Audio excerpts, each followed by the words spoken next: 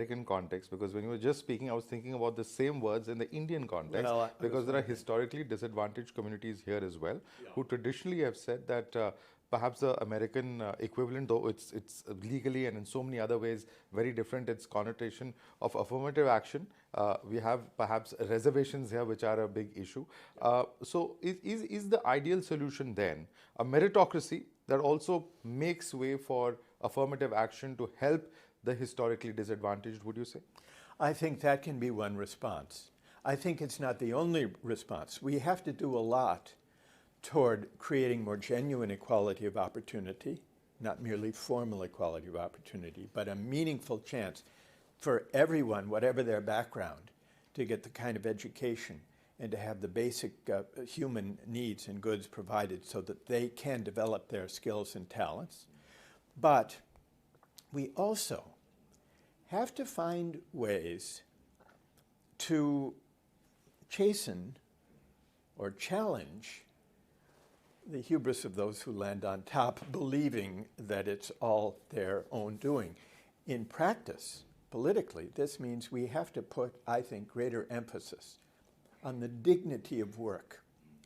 We need to find ways, because it's not only a matter of income and wealth, this divide. It's also a divide having to do with inequalities of respect, of honor, of social recognition and esteem.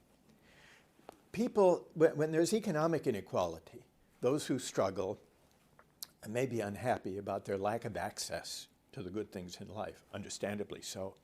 But when people feel that their contributions are not valued, are not honored, are not respected, that creates a special kind of anger and resentment, legitimately so.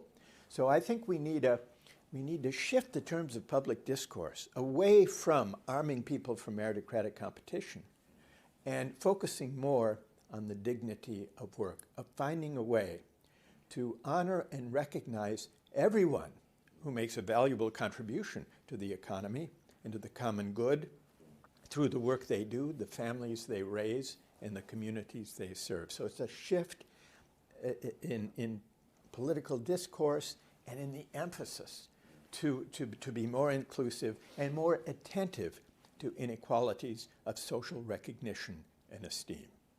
There's been a criticism, though, in India, as I was referring to reservation. There are identity-based quotas or caste-based quotas that exist currently, and they have their own legal sanctity. They were brought in for a certain amount of time, but it has continued, and perhaps rightly so, because there are still huge sections of Indian society which perhaps require them. But the criticism then is that, when you have a section of them who've done well economically, they still have access to these quotas. So then doesn't that bring in a sort of a reverse inequality, is a criticism that many have had. How do you look at this? Because this is a very complex issue.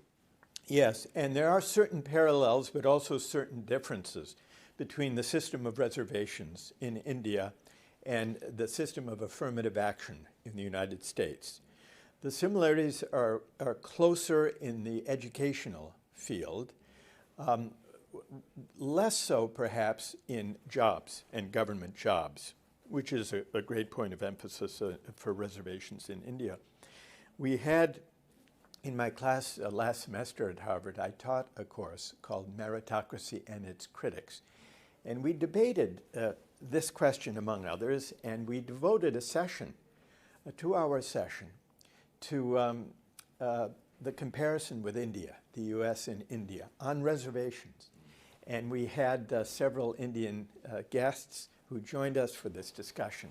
And it was fascinating to see the similarities and differences. I don't think that we can afford to give up entirely on affirmative action and reservations, though, as you know, the United States Supreme Court struck down the use of race-based affirmative action for universities. In fact, the case that was brought against my university, against Harvard, and the Supreme Court struck it down. I disagree with that court decision.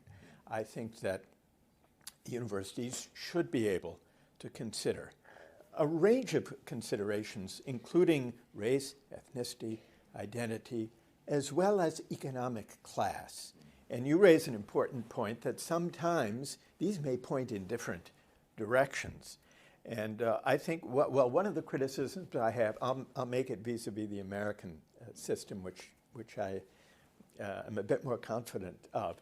I think one of the mistakes we've made, and by we I mean higher education in the United States, universities like mine, is while we've focused, I think rightly, on affirmative action based on race and ethnicity for groups that have been disadvantaged historically, I think we have not paid enough attention to class-based inequalities in our admissions policies.